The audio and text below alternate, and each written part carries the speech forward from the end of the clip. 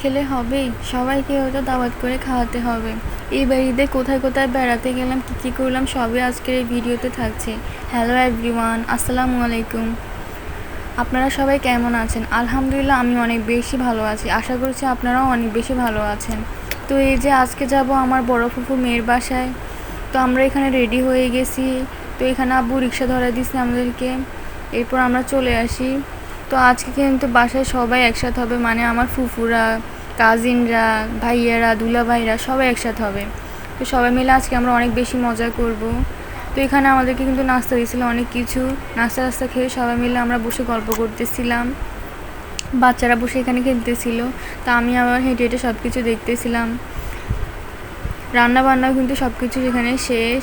তো শাশুড়ির সাথে আমার আপুরাও ছিল, সবাই মিলে কাজ করেছিল। তো যেহেতু অনেক অনেক বেশি মানুষ হয়েছে, তো রান্না বান্নাও অনেক করতে হয়েছে। এখন আমাদেরকে খাবার দিয়ে দিবে, কারণ 2টা বেজে গেছিলো। তো ওনারা কিন্তু এখানে অনেক আইটেম রান্না করছে, তোমরা দেখতে পাচ্ছ। এখানে ডিম ছিল, টমেটো সস, মাছ, গরু মাংস, হাঁসের মাংস, মুরগি, সব কিছু করছে। খাবারগুলো কিন্তু অনেক বেশি মজা হয়েছে। এখানে আমার ভাবি সবাইকে বেড়ে দিতেছিল।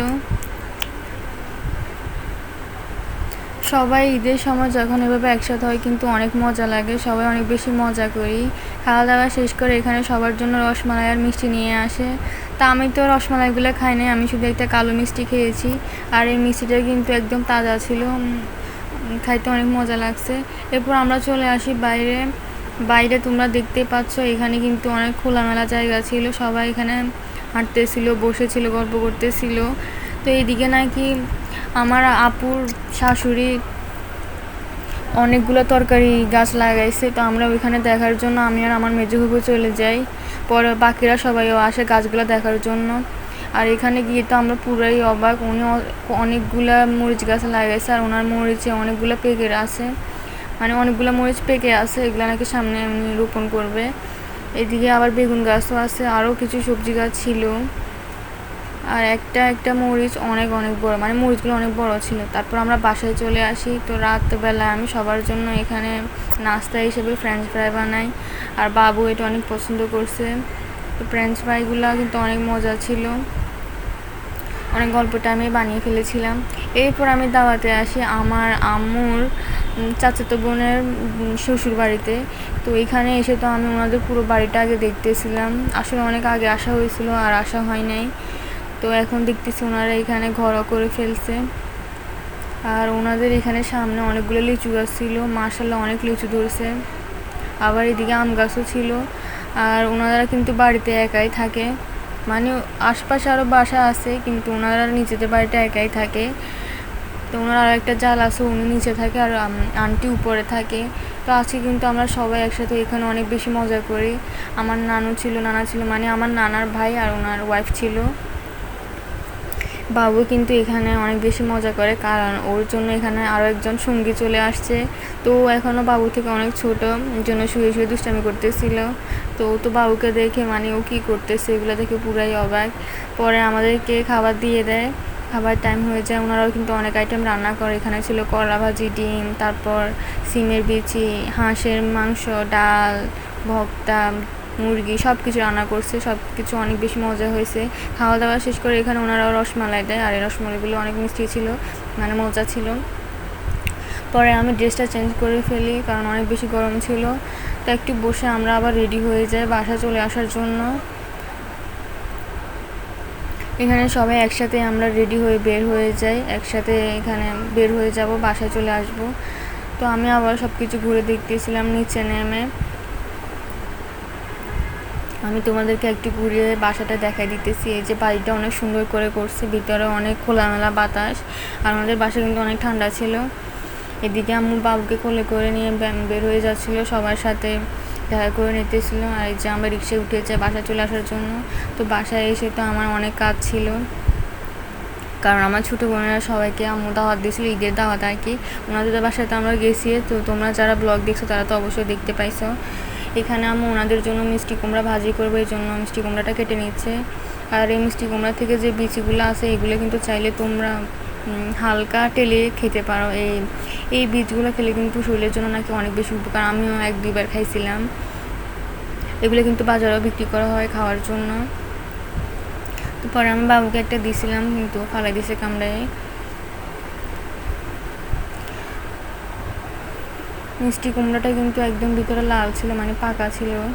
এরপর এখানে আমি গরুর মাংসের জন্য আলু কেটে নিয়েছি। এইদিকে বাবু আমার পাশে বসেছিল আর ও এই বোতলটা নিয়ে খেলতেছিল।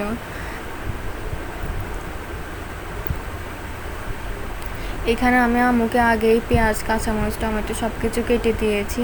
তো আম্মু রান্নাটা বসাইতে একটু সহজ হয়েছে। এইদিকে আম্মু মুরগিগুলো হালকা ভেজে নিতেছিল, রান্না করবে। আর অন্য পাশে গরু মাংস বসাই দিচ্ছে, মানে অনেক বেশি কষানি হয়ে গেছে।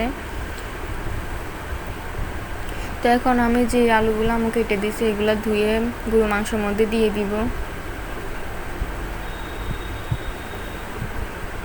আম্মুর হাতে গরুর মাংস কিন্তু অনেক বেশি মজা। তোমাদের সবাই আমাদের বাড়িতে দাওয়াত, তোমাদের সবার। যারা যারা আমার আম্মুর হাতে গরুর মাংস খেতে চাও তোমরা সবাই অবশ্যই চলে আসবা। একদম ভুনা ভুনা করে রান্না করছে আর অনেক সুন্দর গ্রান আসতেছিল, খাইতেও অনেক বেশি মজা হয়েছে। তোমরা তো কালার দেখে বুঝতে পারতেছো এটা কত বেশি সুন্দর হয়েছে, মাশাল্লাহ। এদিকে মিষ্টি কুমড়াটাও ভাজি হয়ে গেছে, দেখতে পাচ্ছ এখানে কালারটা জাস্ট ওয়াও হয়েছে। তো আম্মুর হাতে সব রান্নাই কিন্তু অনেক বেশি মজা। আমাদের বাসায় কিন্তু সবাই আম্মুর হাতে রান্নার জন্য একদম পাগল। তো এদিকে টমেটো সসের জন্য আম্মু এখানে অনেকগুলো টমেটো কেটে নিয়েছে, এগুলো টেলে নিবে। এরপর এখানে রসুন কুচি করে নিয়েছে আর মুরগিগুলো ভাজি করে এখন এক সাইডে রেখে দিছে, বসাই দিবে। এদিকে বেগুন ভর্তার জন্য বেগুনও কেটে নিয়েছে, মানে রাতে আমরা সবাই সব কিছু একদম রেডি করে রাখবো আর দুপুরবেলা শুধু গরম করলেই হবে। তো আমি কিন্তু তখন লাইভে ছিলাম, আসলে সব কিছু পরিষ্কার করে নিয়েছিলাম। এই যে ফ্রিজটার মধ্যে অনেক বেশি ময়লা হয়েছে আর যে দাগগুলো আছে এগুলো আর উঠতেছিল না। তো অনেকটাই কিন্তু পরিষ্কার হয়ে গেছে ফ্রিজটা, যেহেতু মেহমান আসবে তো সব কিছু পরিষ্কার করে নিয়েছি, মানে একদম ভালোভাবে। অনেক বেশি ধুলাবালি ছিল, যেহেতু এতদিন আমরা শুধু বেড়াইছি, ঘরটা একদম এলোমেলো হয়ে আছে। আমি সব কিছু ভালোভাবে একটা কাপড় নিয়ে মুছে দিছি, যে দেখতে পাচ্ছ অনেক বেশি পরিষ্কার হয়ে গেছে এখন। তখন লাইভে থাকার কারণে আসলে আমার তেমনভাবে ভিডিও করা হয়নি, আমি পরে জাস্ট এভাবে একটু ভিডিও করে নিয়েছি। আলমারিটাও অনেক বেশি এখন চকচকে লাগতেছে, কোনো ময়লা নাই, ধুলা নাই, কিছু নাই, একদম পরিষ্কার হয়ে গেছে। তো সব কিছু পরিষ্কার করে নেওয়ার পর অনেক বেশি গরম লাগতেছিল, আমার পুরো গলাটা একদম শুকিয়ে গেছে, তোমাদের সঙ্গে আমি কি বলবো। তো পরে আমি ফ্রিজ থেকে তরমুজটা বের করে নিয়েছিলাম, একটু ঠান্ডা, মানে একটু গরম হওয়ার জন্য, অনেক বেশি ঠান্ডা ছিল। আবার ঠান্ডা গরমের মধ্যে কিন্তু অসুস্থ হয়ে যায় মানুষ, তাই আমাদেরকে একটু নর্মাল করে খাওয়াই ভালো। যে কোনো জিনিস তোমরা ফ্রিজে একদম সবসময় ঠান্ডা পানি খাবা না, নর্মাল করেই খাবা। একটু ঠান্ডা হলে চলে, বাট বেশি ঠান্ডা হলে খাবা না, অবশ্যই নর্মাল করে খাবা। পরে একটু তরমুজ খেয়েছিলাম। এই যে সকালে উঠে আমি বের হয়ে আসি গোসল টোসল করে। আজকে কিন্তু আমার গাছে অনেকগুলো গোলাপ ফুল ফুটছে, মাশাল্লাহ, দেখতে মানে এত সুন্দর লাগতেছিল। মানে প্রতিদিন অনেকগুলা গোলাপ ফুটে আর আমি অনেক বেশি হ্যাপি, কারণ এগুলো আমি ঢাল থেকে নিজের গাছ, আমি ঢাল থেকে রোপণ করে এই গাছগুলো উঠেছে। অনেক কষ্টের গাছ আসলে এগুলো আমার। এই তো আমি বলতে বলতে কিন্তু আমাদের মেহমানরা চলে আসে আর সব কিছু রান্না একদম শেষ, সব কিছু সার্ভ করাও শেষ। আজকে রান্নাগুলো কিন্তু অনেক বেশি লোভনীয় লাগতেছে। তোমাদের কাছে আজকের ভিডিওটি কেমন লেগেছে অবশ্যই কিন্তু আমাকে কমেন্ট করে জানাবা। আর আবারও সবাইকে কিন্তু ঈদ মোবারক। আজকের ভিডিও যদি তোমাদের কাছে ভালো লেগে থাকে অবশ্যই কিন্তু লাইক, কমেন্ট, শেয়ার করতে একদমই ভুলবা না। আজকের জন্য এখানে শেষ করতেছি, ভিডিওটা আর লং করবো না। সবাই ভালো থাকবা, সুস্থ থাকবা, আল্লাহ হাফেজ।